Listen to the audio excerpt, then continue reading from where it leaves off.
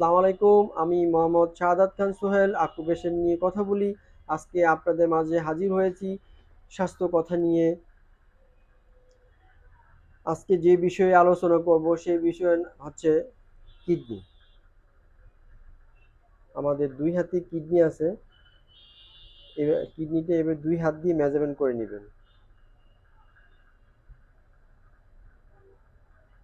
এভাবে একটু ঘষবেন, এভাবে একটু ঘষে এই পয়েন্টে আকুপেশন করবেন। এভাবে দেখেন, 1 2 3 4 5, দুই হাতেই আকুপেশন করবেন। এভাবে আকুপ্রেশার করবেন। 1 2 3 4 5।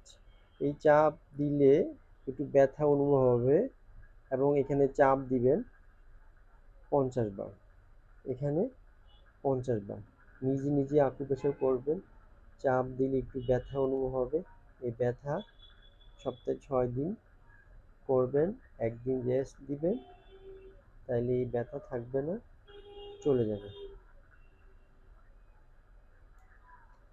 দিনে 2 বেলা আকুপ্রেশার করবেন।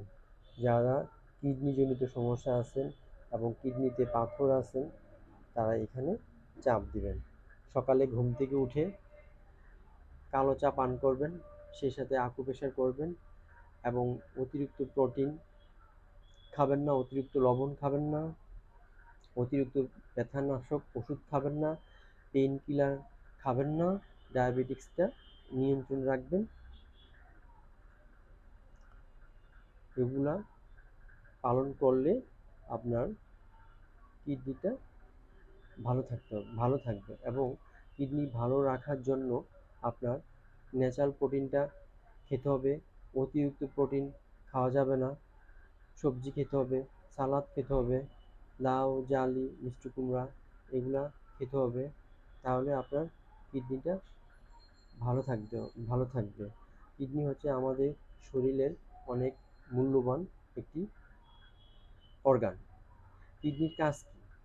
আমাদের শরীরে প্রতিদিন 150 লিটার রক্ত ছেঁকে পরিষ্কার করে।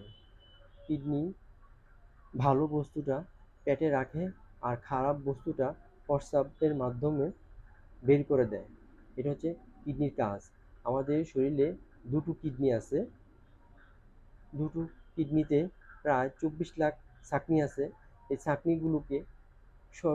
ছাঁকনিগুলোকে সঠিকভাবে